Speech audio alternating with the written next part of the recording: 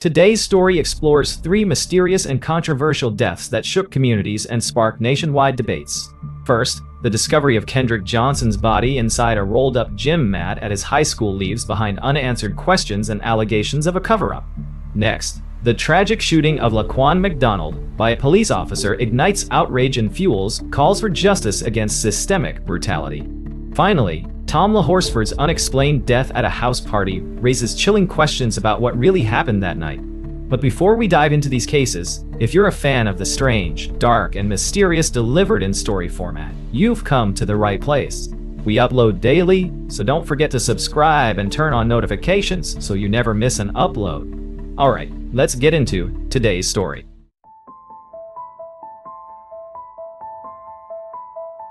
On the cold January morning of 2013, the hum of ordinary high school life filled the hallways of Lowndes High School in Valdosta, Georgia. Students moved from one class to another, stopping at lockers, chatting with friends, unaware that this day would soon be anything but ordinary. In a corner of the school gym, however, an unexpected scene was unfolding, a discovery that would launch a tragic mystery, capturing the attention of the entire community and beyond. It was in this gym that a young boy, Kendrick Johnson, known for his bright spirit and athleticism, lay inside a rolled-up wrestling mat. His lifeless form, partially hidden, would soon become the center of one of the most controversial cases in the region. Kendrick's body was found by students who had come to the gym for an afternoon class, spotting the familiar mats used by athletes. When they saw feet sticking out from one mat, confusion quickly turned to alarm. The scene was initially chaotic, filled with shock and the horrified expressions of students and staff, their normal day shattered. As emergency personnel and school officials were summoned, the atmosphere thickened with tension. By the time local law enforcement arrived, rumors had already begun to swirl among the students. The gym, once echoing with the sounds of sports drills and laughter, became a haunting backdrop to what would soon be a tragic puzzle. First responders approached Kendrick's body with caution, examining the cramped space where he had been found. He was wedged inside the mat, positioned head first, a position that made many wonder how he could have ended up there. Almost immediately, questions about Kendrick's last movements and the nature of his passing arose. How could a young athlete, known for his strength and agility, be found in such a baffling and confined spot? As the investigation began, authorities quickly established an initial theory, declaring that Kendrick's passing was an accident. The theory suggested that he had reached into the mat to retrieve a shoe and had become trapped, unable to free himself. This conclusion, though straightforward, did little to settle the unease of his family or his community, who began asking questions that would soon reveal inconsistencies in the case.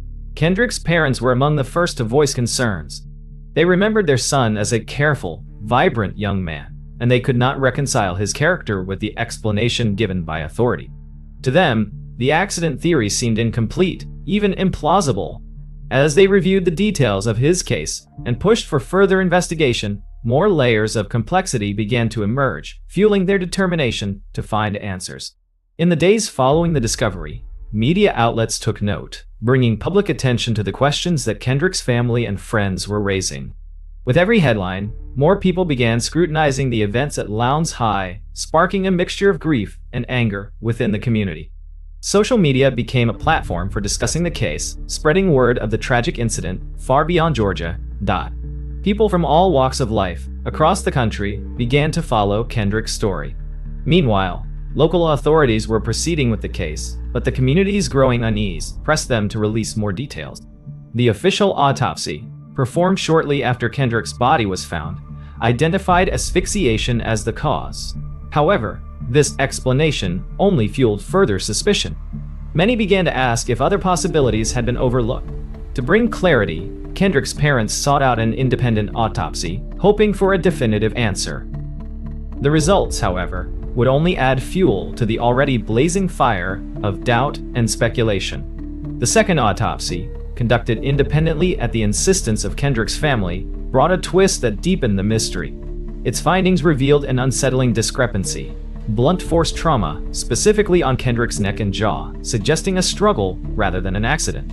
These results contradicted the initial autopsy and shook the family's confidence in the local investigation. The difference between the official findings and the independent examination left Kendrick's family and supporters grappling with the possibility that something far darker than an accident might have occurred. The family began to demand a new investigation, one that would address what they believed was a rush to close the case, without a thorough look into the circumstances surrounding Kendrick's passing. Their call was echoed by activists and community members who questioned why certain details had been ignored or dismissed. The conflicting autopsy results became a rallying point, casting doubt on the initial findings and sparking a determination among Kendrick's loved ones to push harder for answers. As attention turned to the high school's surveillance footage, there was hope that it might clarify what had transpired in the gym that day. But when the tapes were finally reviewed, they only raised more questions. The footage, taken from cameras positioned in the gym, was incomplete. Strange gaps in the video, periods of missing time, appeared in the records, leaving large portions of Kendrick's last known movements unaccounted for. These gaps fed suspicions of tampering, leading to accusations that key evidence had either been lost or deliberately removed. The surveillance tapes showed Kendrick entering the gym alone, but soon after, the video cut out. When it resumed, Kendrick was nowhere to be seen, as if he had vanished in a space that was supposed to be secured. Many found it difficult to believe that a camera malfunction alone could explain this missing footage, fueling the idea that something more sinister was at play. The combination of the missing footage and the contradicting autopsy findings became a point of contention, adding to a sense of betrayal felt by Kendrick's family and the community. Adding to the complexity were accounts from students who had been at the school that day. Rumors circulated of conflicts and disputes, whispers that Kendrick had disagreements with certain classmates. While no one came forward with concrete information, the rumors added weight to the idea that Kendrick might have faced hostility. This possibility spurred local authorities to re-examine the case, if only to quell the growing backlash. Still, the family's insistence on a closer look brought national media attention, with news outlets running headline after headline about Kendrick's mysterious case. The conflicting evidence, potential surveillance tampering, and autopsy inconsistencies stirred the public, generating a wave of support for the Johnson family's quest for the truth. As more people followed the story, pressure mounted on authorities to address every unexplained detail, despite their initial stance that the case was an accident. With every news segment, Kendrick's story resonated with more people. Social media, too, amplified the conversation, sparking debates and calls for justice across multiple platforms. The support was immense, and Kendrick's name became a symbol of a fight for transparency and accountability. The case took on a life of its own, reaching audiences far beyond Georgia, as people rallied to demand clarity and resolution for his family.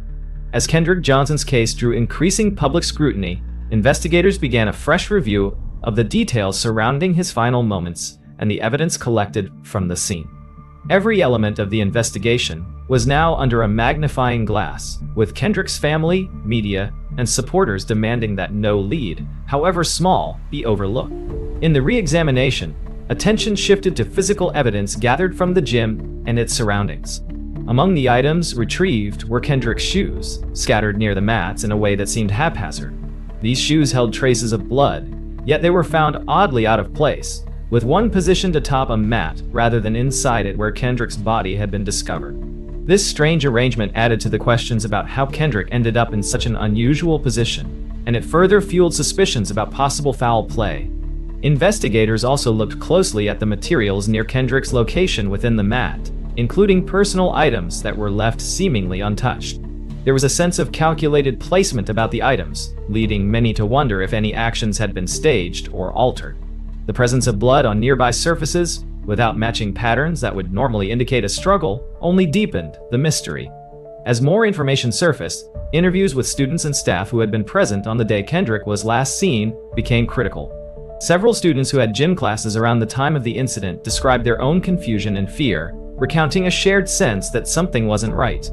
But when questioned directly, most either provided vague recollections or said they had seen nothing suspicious, leaving investigators without a clear eyewitness account. The spotlight on Kendrick's case also led local authorities to conduct a more detailed review of potential motives.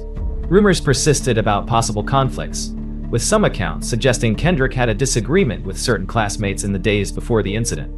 Though these rumors lacked specific evidence, The mere possibility that Kendrick might have faced animosity made many wonder if his passing was indeed the result of something more than an accident. In the course of this renewed examination, family and supporters frequently organized rallies and community events, amplifying calls for transparency and accountability. These gatherings symbolized the unity of Kendrick's loved ones and the unwavering community support, growing ever louder and pushing officials to find answers. The rallies brought together people from across the state, determined to keep Kendrick's memory alive and urging law enforcement to resolve the lingering questions that continued to haunt them. As pressure mounted, so did the tension among local authorities, who faced the critical gaze of both the community and the nation. With unresolved pieces of evidence and growing doubts about the initial conclusions, investigators found themselves under intense scrutiny. Each new finding, even if minor, only magnified the sense that the truth was buried beneath layers of complexity. As Kendrick Johnson's case continued to gain momentum in the media and among advocates, his family's determination to find the truth moved into the courtroom. They filed lawsuits, hoping to compel a more thorough investigation and draw attention to the inconsistencies that had plagued the case from the start. Each legal step they took kept Kendrick's story in the spotlight, challenging authorities to respond to the growing list of questions. The lawsuits alleged that crucial evidence had been mishandled or overlooked, and that key witnesses hadn't been adequately questioned. One of the most significant points raised was the surveillance footage from the school. While investigators maintained that the missing footage resulted from technical issues, Kendrick's family and supporters felt it was too coincidental. They argued that any gaps, especially during the critical time frame, required deeper investigation. The lawsuits aimed to secure a court mandate for a full review of the footage, in hopes that any additional details could bring clarity to the case. Media coverage intensified as these legal proceedings progressed. News networks covered the hearings, and journalists dove deeper into the circumstances surrounding Kendrick's case, providing in-depth interviews with experts on forensic science and legal procedure. Public interest remained high, and every new report seemed to unearth another troubling aspect, prompting viewers nationwide to question the handling of Kendrick's case and advocate for accountability. Beyond the courtroom, Kendrick's story also took on new life across social media platforms, where individuals discussed theories, shared updates, and expressed solidarity with the Johnson family. Hashtags bearing Kendrick's name trended frequently, and online campaigns called for justice, further amplifying his family's voice. It was clear that Kendrick's story had become more than a local matter. It was a national issue, symbolizing a call for transparency and the pursuit of justice. Despite the mounting public pressure, legal victories remained challenging for Kendrick's family. Some rulings were unfavorable, dismissing their requests for additional examinations, and the slow pace of court proceedings often felt like a frustrating roadblock. Still, Kendrick's parents, backed by a devoted network of supporters, pressed forward. To them, each setback was only temporary, a minor obstacle in their larger fight to uncover the truth. One of the more controversial aspects of the case involved previously undisclosed reports and documents, which emerged during the proceedings. These reports detailed findings that hadn't been included in the original investigation, adding another layer of complexity. The family's legal team argued that the omission of these reports represented a severe oversight, one that warranted further examination. Meanwhile, the courtroom proceedings sparked increased interest from civil rights organizations and advocacy groups who joined the family in pushing for justice. Representatives from these groups often attended court sessions, and their involvement brought additional resources and expertise to the case. By working closely with Kendrick's family, they aimed to keep the investigation active and to challenge any decisions that threatened to close the case prematurely. Through these legal battles, Kendrick's family never wavered in their mission, viewing each court session, media appearance, and rally as a step closer to the truth. With every piece of evidence and every new voice in support, the foundation of Kendrick's case grew stronger. As the proceedings continued, it became clear that his story would not fade away. Too many people now carried Kendrick's memory forward, determined to ensure that the truth, whatever it might be, would eventually come to light. As Kendrick Johnson's case reached the closing stages of his family's determined legal efforts, the story had evolved into a symbol of the power of persistence and community support. Kendrick's parents and supporters remained unsatisfied with the official conclusions, yet they held out hope that through public awareness and continued advocacy, answers could still emerge. The family's journey underscored their belief that justice was not only about uncovering facts, but about ensuring that every voice, especially that of a lost loved one, was heard.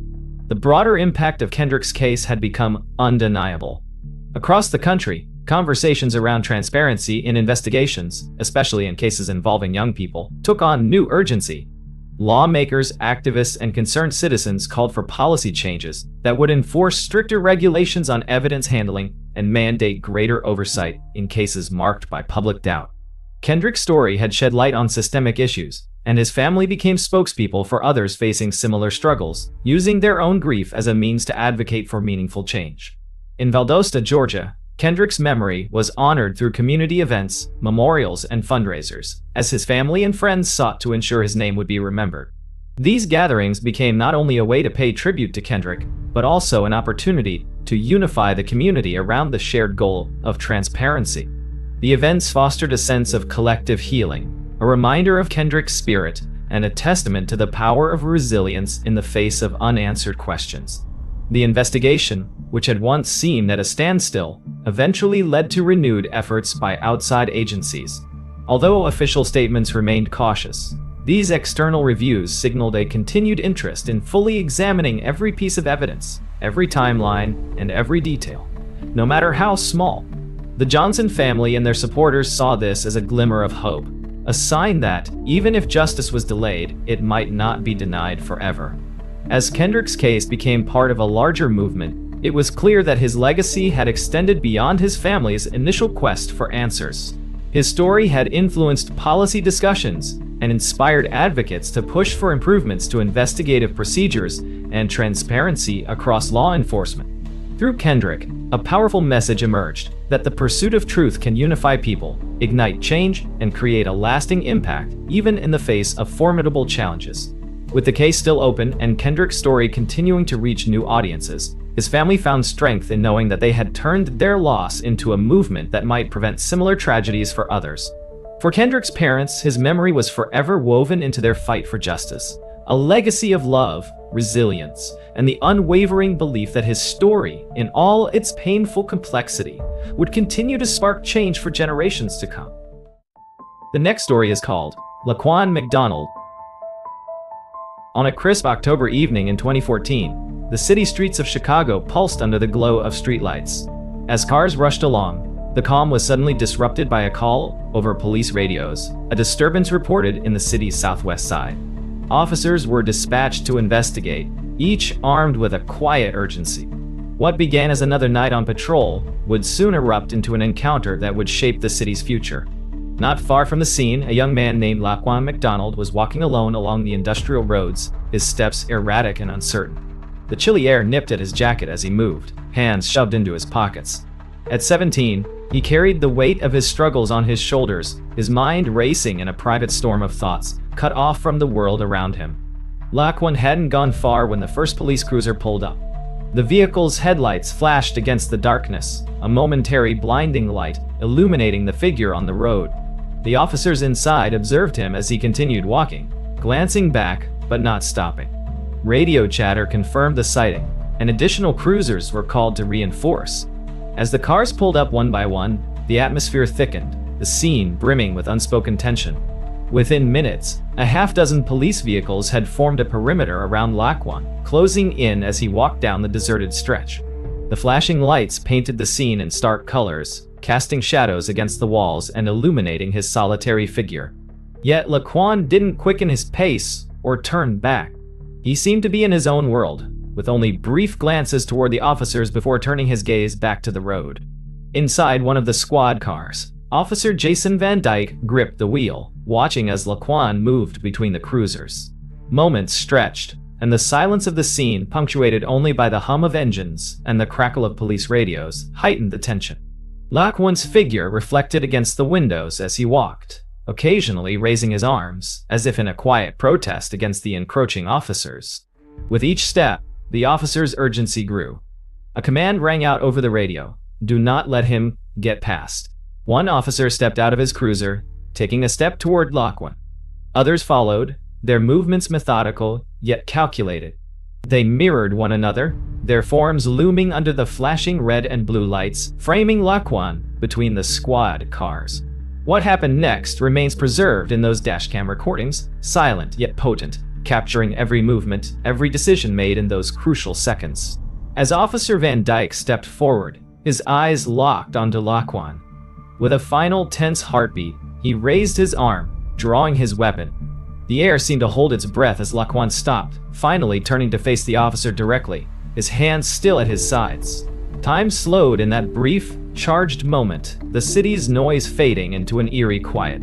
In that instant, actions unfolded that would reverberate across Chicago and beyond, and in mere seconds, the calm of that October night shattered into chaos. The echo of that night would linger, a catalyst that ignited a movement and set in motion a search for truth that would not be silenced. The sun rose quietly over Chicago the next morning, casting a pale light over a city unaware of the storm that would soon engulf it. As the first reports circulated of what had transpired the night before, the news remained a minor, contained incident in the eyes of the public. But among local officials, a question began to simmer. What exactly had happened on that dark stretch of road? It didn't take long for the murmurs to turn into whispers, and then to mounting pressure. Rumors of dashcam footage, video, evidence of the encounter began to emerge. Word of this footage spread quickly, first through internal networks and then to journalists and activists who had become attuned to Chicago's tense history with police-related incidents. The first calls went out, simple requests for transparency, asking the police department to release the footage for public review. The requests were met with silence, and as the days passed, more voices joined in, demanding clarity on what had happened that night. In quiet corners of the city, groups began to form. Community activists, civil rights advocates, and concerned citizens gathered in churches, community centers, and local halls. They shared information, discussing the limited details they had, but the shared purpose was clear. Answers were needed, and they would not rest until they had them. Meanwhile, within the police department, an uneasy tension grew. The officers involved in the incident were placed under scrutiny, their actions weighed against procedures and policies. But despite the growing public interest, the department held firm, withholding any concrete details about the night in question. It was a strategy intended to buy time. Time for internal reviews, time to manage public relations, and perhaps they hoped, time for public interest to fade. But public interest did not fade. On the contrary, it intensified. Local journalists, well aware of Chicago's history of police controversies, began digging deeper, questioning witnesses, and seeking out any information that could illuminate the truth.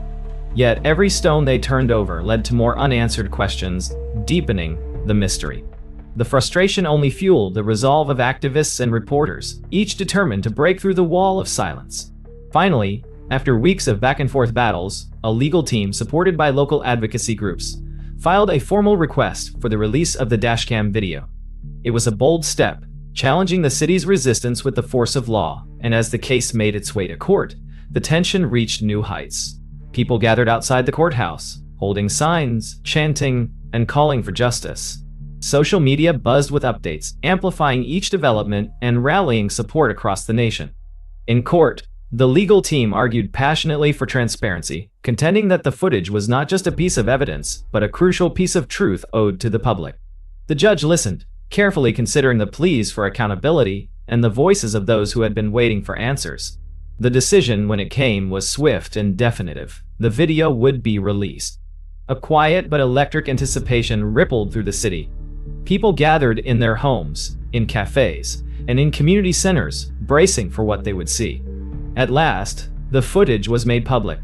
Across Chicago and beyond, millions watched as the events of that night played out on their screens in a series of raw, unfiltered images.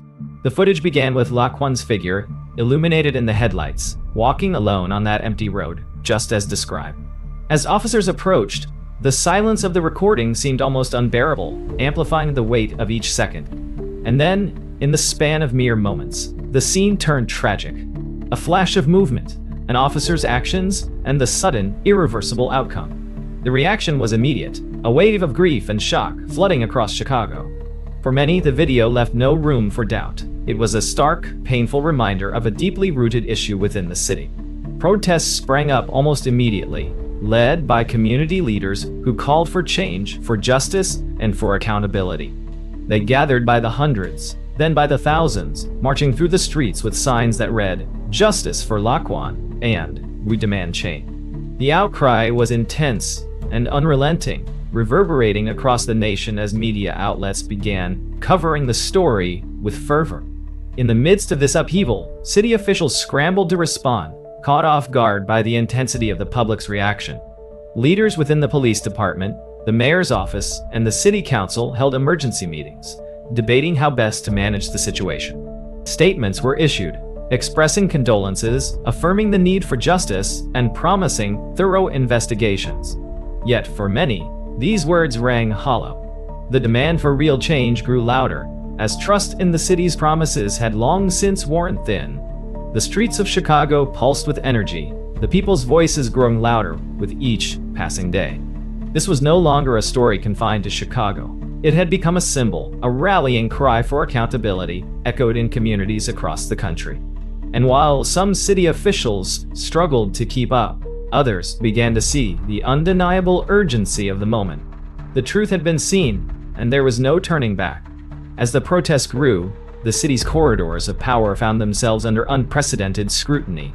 Journalists, advocates, and citizens alike pressed relentlessly for a clear and unfiltered examination of the events surrounding Laquan McDonald's death. They weren't merely calling for justice, they were calling for transparency in a system that felt increasingly opaque. It was at this critical juncture that the media played an instrumental role. Reporters continued to dig, piecing together police records, reviewing public statements, and analyzing any available documentation related to the case. Key figures emerged, both from within the police department and the city's leadership, each with different narratives, explanations, and justifications. But as the public began to notice, certain parts of the story seemed inconsistent, raising more questions than answers. Amid this surge of attention, a prominent local news station filed a request to obtain internal communications from the police department and city offices under the Freedom of Information Act, FOIA. The station's persistence sparked similar actions from other media outlets, all eager to unravel what they perceived as a deliberate cover-up.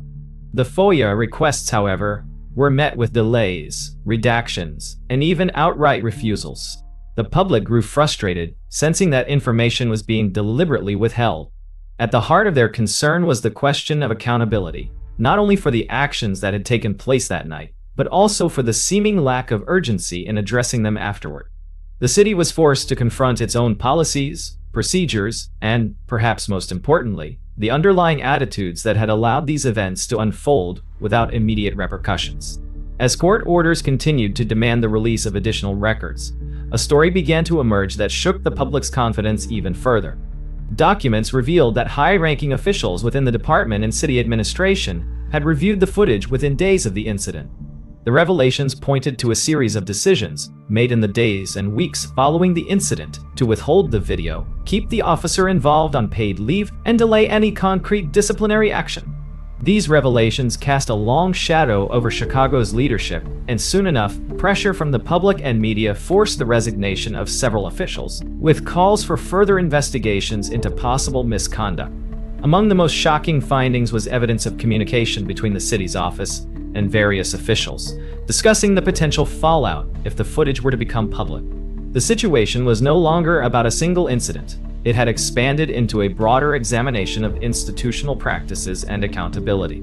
As documents and witness testimonies surfaced, public trust in the local administration continued to erode. Citizens now viewed these revelations as emblematic of deeper issues within the city's institutions, fueling even larger protests and bringing new voices into the movement.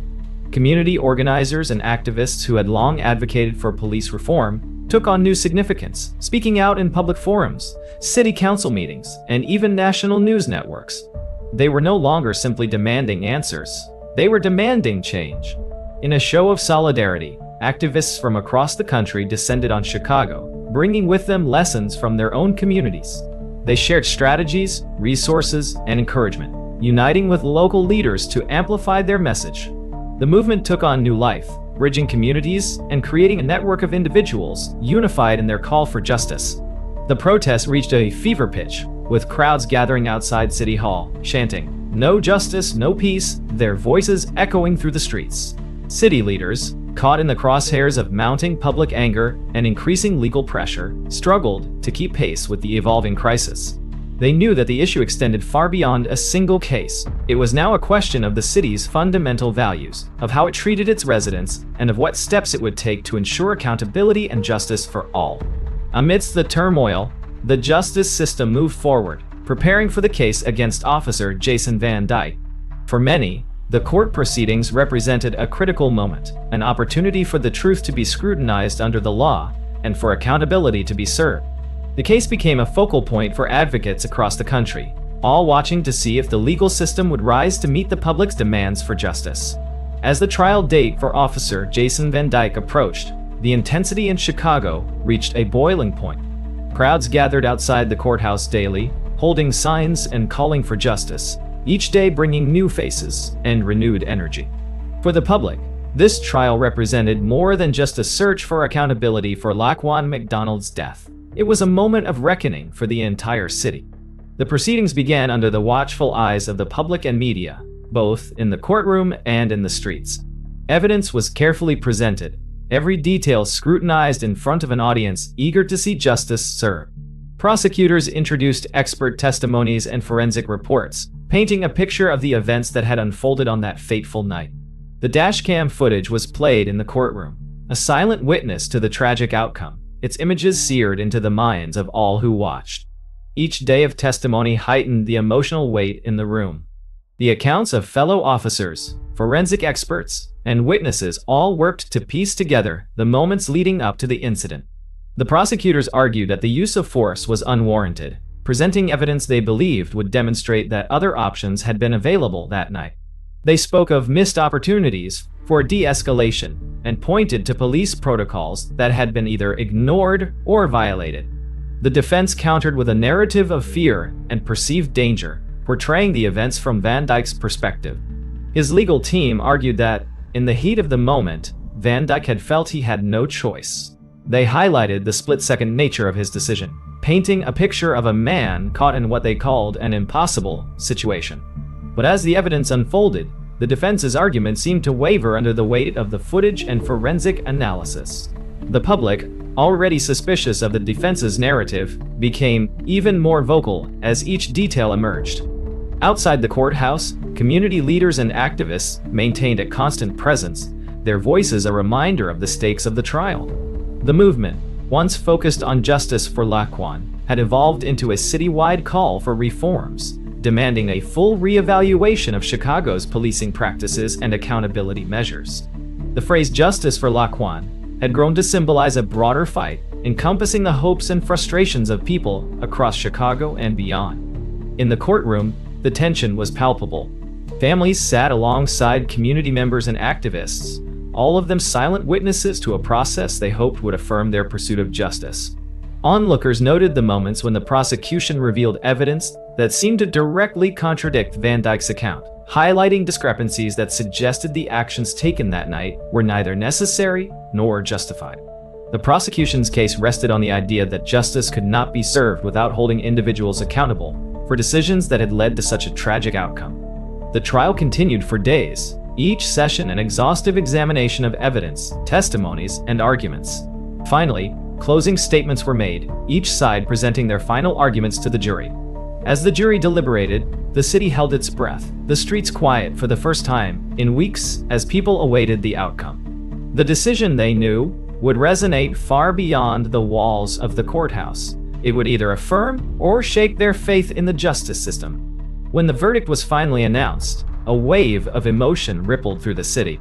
The verdict reverberated through Chicago, an emotional culmination of months of protests, court proceedings, and demands for accountability.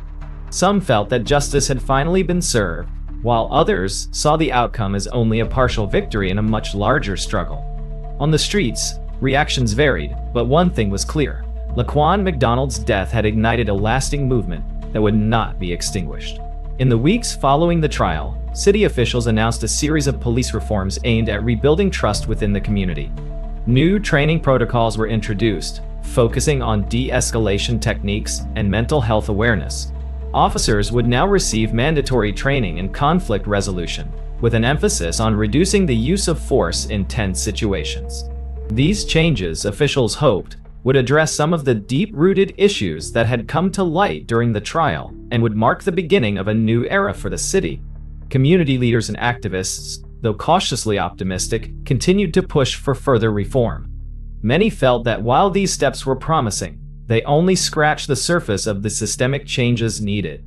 Public forums and town hall meetings became common, with city residents voicing their concerns and proposing additional measures to ensure a safer, more accountable police force. The memory of Laquan McDonald's life and the tragic way it ended remained central to these gatherings, a powerful reminder of what had been lost and what was at stake. Beyond Chicago, the impact of the case was felt nationwide. Other cities began to examine their own policing practices, inspired by the changes taking shape in Chicago. National conversations about police accountability and justice reform gained momentum, with activists pointing to Laquan's story as a pivotal example of the need for change. Lawmakers introduced new policies at the state and federal levels, advocating for greater oversight of law enforcement agencies and more transparent investigation process. Laquan McDonald's story became a touchstone for a generation grappling with issues of justice and equality. In classrooms, students learned about the case, discussing its implications on civil rights and the role of community activism in shaping public policy. His name was invoked in art, in music, and in speeches by leaders who saw his story as emblematic of a larger urgent need for change. Chicagoans organized annual memorials in his honor, each one an opportunity to reflect on the progress made and the challenges that still lay ahead. As time passed, the city transformed in subtle yet profound ways. Police accountability boards were established, offering civilians a platform to review incidents involving law enforcement and recommend disciplinary actions. Community policing initiatives took root, with officers encouraged to engage directly with the neighborhoods they served, building relationships based on trust rather than fear. Yet, amid the reforms and the recognition, there remained an undercurrent of sorrow. The changes could not undo what had happened that night, on Chicago's southwest side. For those who had known Laquan, the reforms and memorials served as reminders of the young life lost and the promise that had been cut short. The city moved forward, carrying both the weight of that loss and the hope for a future where such tragedies might no longer be possible. In the end, Laquan McDonald's story became one not only of tragedy, but of resilience. His memory persisted as a force for good, a reminder to Chicago and to the nation that even in the darkest moments, change is possible. His legacy lived on in the reforms, in the voices of activists, and in the collective memory of a city forever altered. And as Chicago moved forward, it did so with the quiet promise that his life, though short, had left an indelible mark on its path to justice. The next and final story is called The Party Tragedy. It was a crisp November evening in 2018, and the suburban neighborhood of Forsyth County, Georgia, was unusually quiet. The chilly autumn air carried a sense of calm across the neatly arranged rows of homes. In one of these houses, nestled on a serene street, a group of women had gathered to celebrate a friend's birthday, filling the house with laughter, music, and the warmth of camaraderie. Tamla Horsford was one of the last to arrive, a 40-year-old mother of 5 who balanced the busy life with her family, friends, and work. Standing at 5'2" with a joyful smile, she was the kind of person who lit up every room she walked into. That night, she had brought her usual warmth and energy to the gathering. Dressed in pajamas, as per the event's laid-back dress code, she greeted the other women with hugs and jokes. The party was everything a cozy night in with friends should be, an evening of relaxation, free-flowing conversation, and carefree laughter. Throughout the night, the group, mostly composed of women in their 30s and 40s, settled into their routine of drinks, games, and lighthearted conversation. As the hours passed and the music played, Tamla's outgoing spirit kept the energy alive, despite some of the women growing tired. She wasn't one to leave the fun early, especially when surrounded by friends. For her, these moments were precious and fleeting. As the night wore on, the atmosphere began to shift. Conversations grew softer, laughter quieted, and one by one, the guests retired to various rooms to sleep. A few had even left for home, while others remained, finding couches, spare beds, or guest rooms to settle in for the night. By then, Tamla was one of the last awake, still with her typical enthusiasm, sending goodnight texts to her family and stepping outside for a final breath of fresh air. When morning arrived, The sun broke gently over the treetops, casting a warm glow across the neighborhood. The birthday host, now preparing breakfast for her guests, went about her morning as she waited for everyone to slowly wake up. But soon, a disturbing silence settled over the house, an absence that seemed strange. The minutes ticked by until a shout shattered the morning calm. One of the women had looked out onto the backyard and spotted something that made her freeze in shock. There, on the damp grass below the deck, lay Tamla, motionless. Her body was stretched out, as if she had fallen, her night clothes still on. Panic spread instantly, as disbelief turned into a frenzied scramble to call for help. The call came into 911 just after 9 a.m., and the voice on the other end sounded dazed, disbelieving.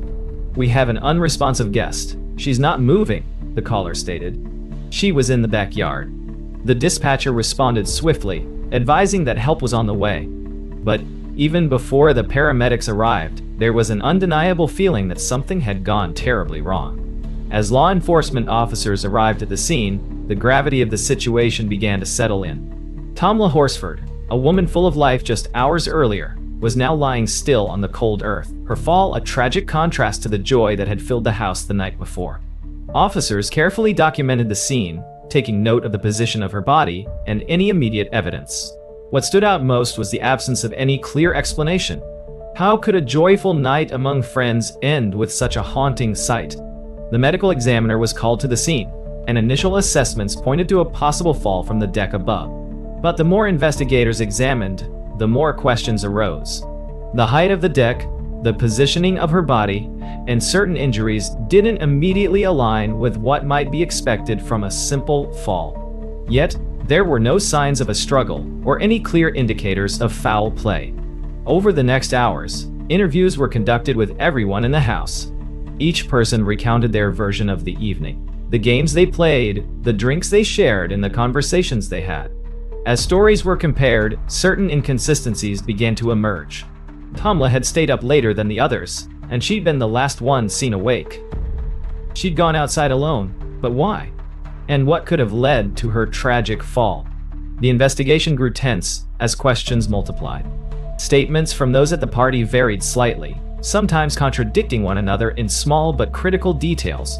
One guest mentioned that Tamla seemed a little out of it toward the end of the night, perhaps tired or under the influence. Others, however, recalled her as her usual, lively self, even as the night waned. In the following days, Tamla's family and friends grappled with shock and heartbreak, struggling to reconcile the loss with the vague explanations provided by authorities. She had been an active, loving mother, someone who lived her life with joy and dedication. Her family couldn't understand how an evening with friends could end in tragedy, with Tamla alone in the backyard. As the forensic team continued their analysis, the evidence presented more questions than answers. Certain bruises didn't seem to match the simple fall explanation, leading some to wonder if there was more to the story. Even the trajectory of the fall raised doubts, with experts pointing out that a fall from the deck should have produced injuries consistent with a specific landing position. The autopsy report, when it arrived, was detailed and methodical, noting multiple blunt force injuries. It cited the cause of death as consistent with a fall. Yet, whispers of doubt spread. Many who knew Tamla found it hard to believe that she would have somehow lost her balance and fallen from the deck, especially given her good health and cautious nature. This ambiguity led the family to press for answers, seeking a clearer explanation for Tamla's injuries and the events leading up to her fall. Why were there marks that seemed inconsistent with the presumed cause of death? And what about the inconsistencies in witness accounts? As investigators reviewed the case, they sought to eliminate all variables. Was there a possibility that Tamla's passing was a tragic accident?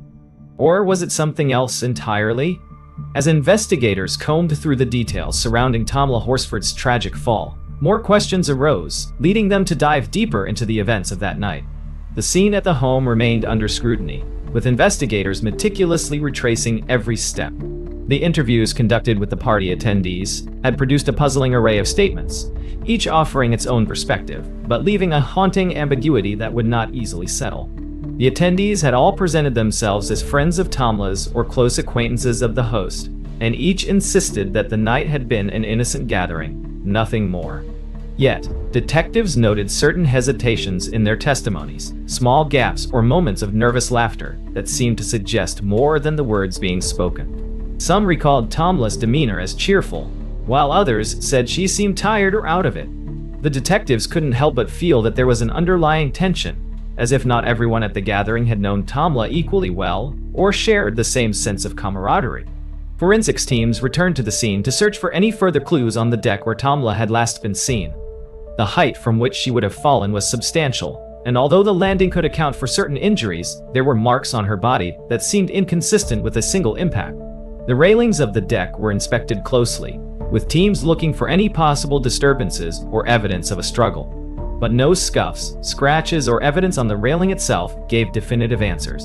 In addition to the physical evidence, detectives also needed to explore the timeline of the evening more rigorously. They turned to digital forensics, examining Tamla's last known messages and phone activity to understand her state of mind. The text sent to her family earlier that night painted a picture of someone enjoying her time with friends.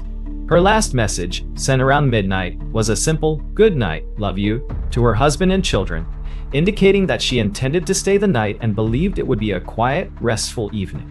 A troubling detail soon came to light, however, as Tamla's toxicology report returned with a mix of substances that raised some eyebrows. There were trace amounts of alcohol, along with other substances, some of which were inconsistent with the type of person Tamla was known to be. While these results didn't provide concrete answers, they led investigators to consider if others at the party might have introduced additional factors during the evening, intentionally or otherwise. One piece of information began circulating within the investigative team that further complicated matters. A security camera mounted nearby, though its view was partially obstructed, had recorded footage of the backyard. While it didn't capture the deck itself, the camera provided a vague timeline of movement outside the house. A few figures were observed leaving the home intermittently throughout the night, though it was difficult to identify individuals due to the distance and lighting. These figures raised the possibility that there might have been activity outside that wasn't fully disclosed in the initial interviews. As detectives dug deeper into the guest list, subtle dynamics between the party attendees began to emerge. There were undercurrents of unresolved conflicts, friendships that were more casual than close, and others that bordered on strain. Some guests admitted that Tamla had been something of an outsider to their tightly knit group, someone they liked but didn't necessarily know well. This revelation introduced the unsettling idea that not everyone at the gathering had viewed Tamla in the same light, an aspect that began shifting the tone of the investigation. Detectives began looking at each party attendee with renewed focus. Each account was re-examined and new interviews were conducted. In these follow-ups, one attendee reluctantly mentioned that she had heard a noise during the night, something she described as a thud that she assumed was nothing serious at the time. She hadn't thought much of it, but now, in hindsight, wondered if it had been connected to Tamla's fall. Another guest mentioned seeing Tamla standing alone on the deck just before heading to bed, noting that Tamla had seemed pensive, perhaps even distant. The forensic pathologists worked to re-examine the physical evidence with these new statements in mind. In particular, they focused on the pattern and nature of the injuries, evaluating if they could be consistent with a single fall, or if there might be signs suggesting that she had encountered something, or someone, before her fall. The reports were careful and cautious, providing an overview that pointed toward a fall, yet leaving open the possibility that there could be other explanations. The media had begun to catch wind of the case, adding pressure to the investigators. As reports started to emerge, speculation spread rapidly, especially in online forums and social media groups. Questions about Tamla's death stirred public opinion, with some supporters of Tamla's family calling for a full investigation and accusing the authorities of overlooking critical evidence. The case seemed poised to become more than just a local mystery, drawing attention from advocates demanding a transparent inquiry. The mounting attention drove the investigation forward with renewed urgency.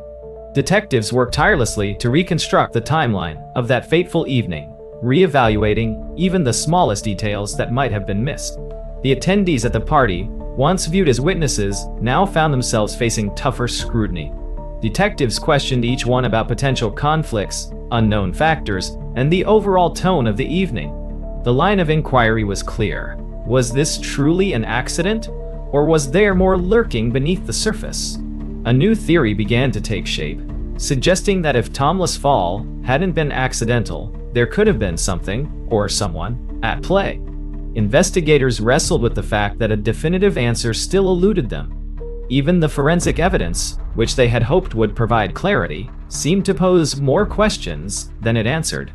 And yet, there was something about this case, the strange inconsistencies, the subtle hesitations in the guests' statements, and the feeling that the truth remained just out of reach, that kept investigators pressing forward.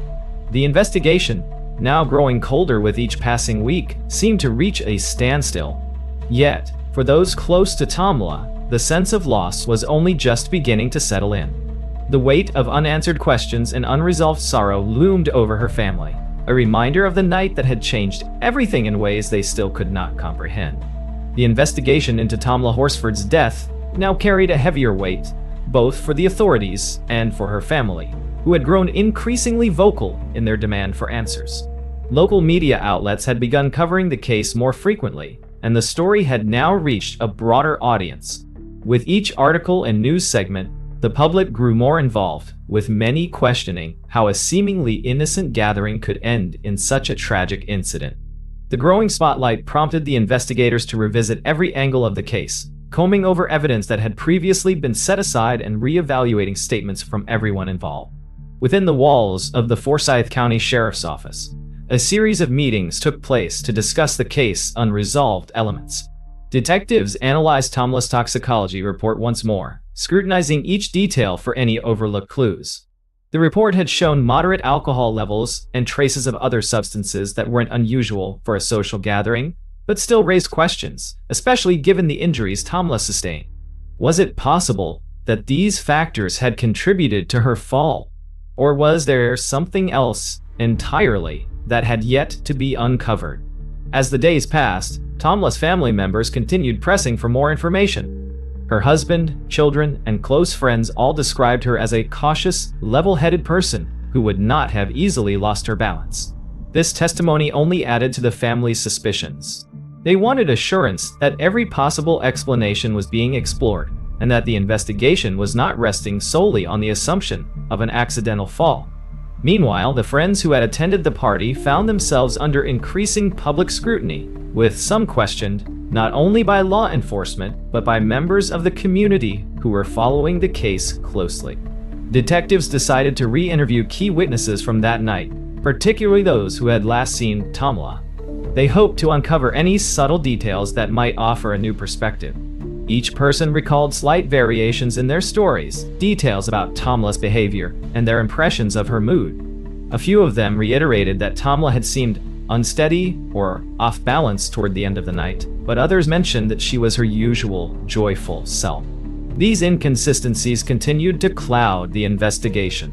One aspect that stood out to investigators was the series of text messages exchanged among the guests in the days following the incident.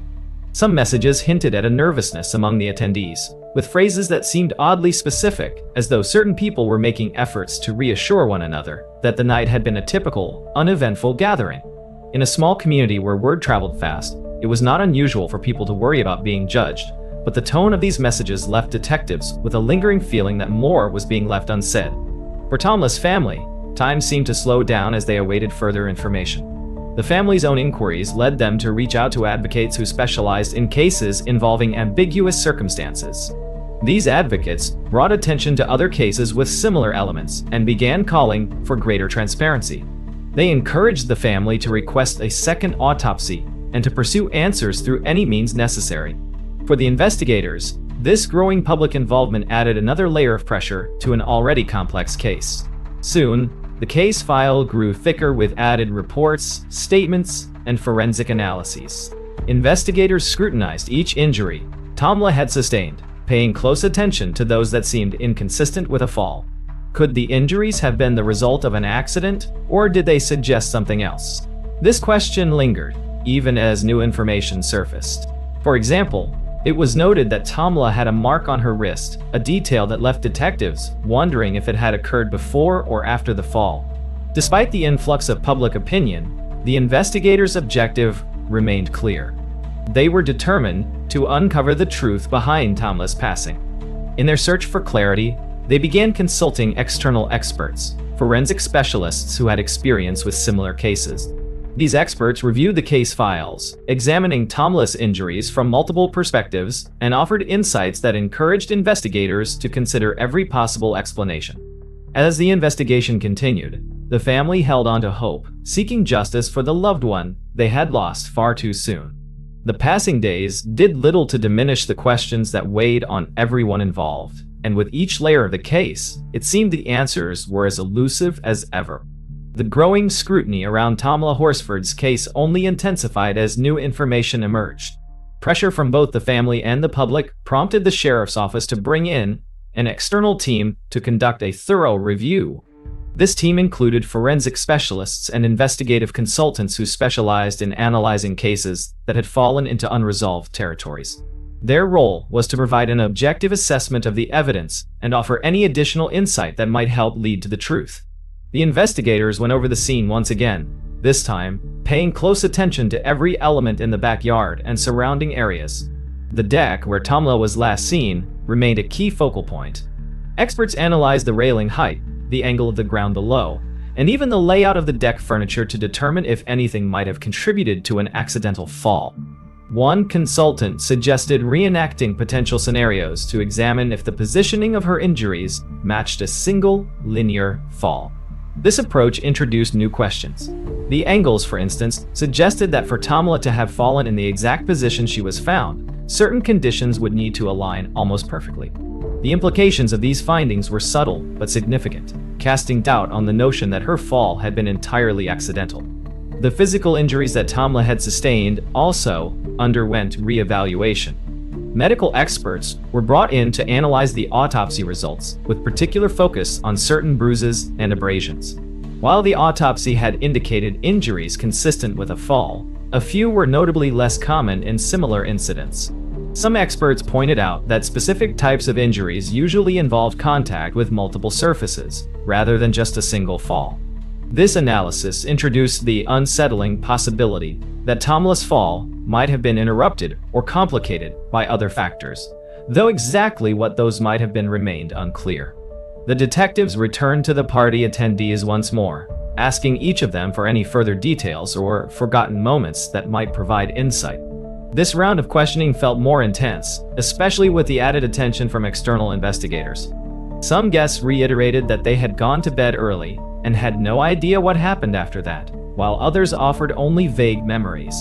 Yet, as the detectives pressed, small discrepancies began to emerge.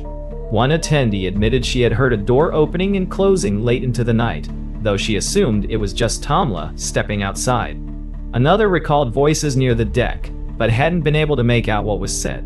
With every new piece of information, the detectives felt they were getting closer, though the answers still hovered just beyond reach.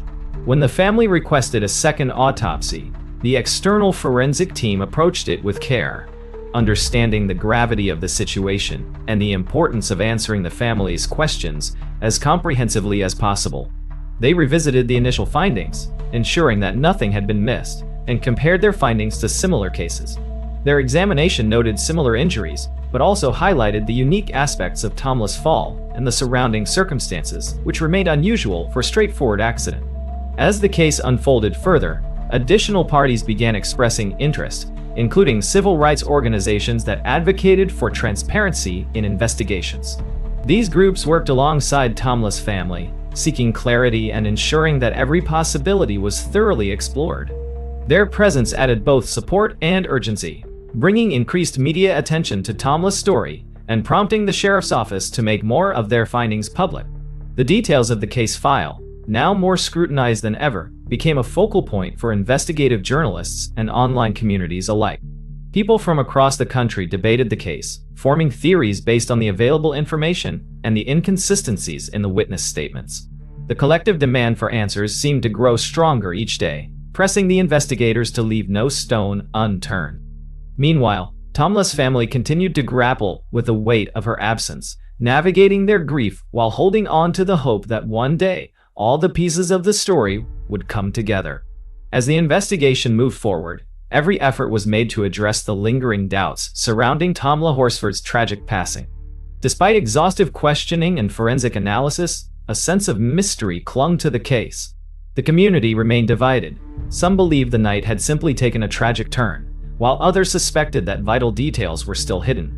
Tamla's family, determined as ever, continued their pursuit of justice, pushing for a clearer picture of what had happened on that cold November night. With mounting pressure, the external forensic team conducted a series of specialized tests. They closely examined each injury on Tamla's body, including her head and wrist, which had raised particular questions. Experts noted that while some of her injuries were consistent with a fall, there were others that seemed difficult to explain without additional context.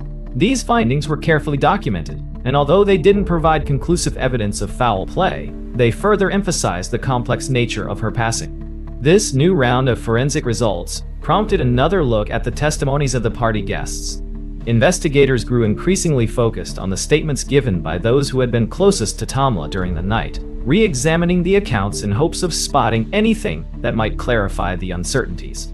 They wanted to understand if any minor detail, a change in tone, a hesitation in a statement could shed light on the events leading up to her fall.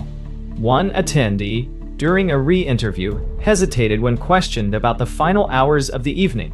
Her responses were polite but guarded, as though she were carefully measuring each word. Detectives noted this as a potential sign that something had perhaps gone unspoken. Another guest mentioned a fleeting memory of hearing laughter, mixed with a more serious tone, just before she herself went to bed. While she insisted it was nothing significant, detectives wondered if it was an indication of a conversation or incident that had been kept from them. As these interviews wrapped up, the external forensic team released a report that added one final layer to the investigation.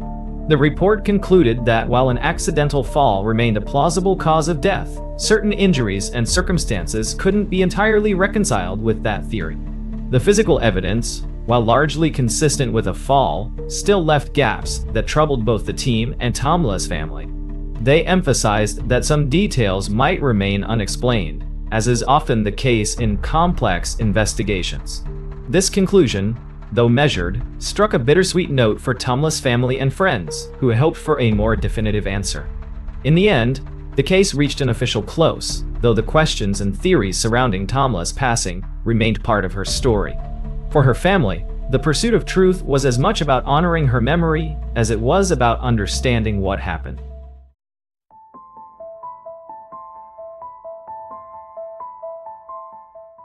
If these stories left you with questions, reflections, or a sense of unease, don't forget to like this video and subscribe for more deep dives into the strange, dark, and mysterious. Turn on notifications so you'll never miss one of our daily uploads. We'd love to hear your thoughts or theories in the comments below. What do you think happened in these cases? Every perspective adds to the conversation. Thank you for watching, and remember, justice matters even when the answers are hard to find. Stay safe, stay curious, and we'll see you in the next story.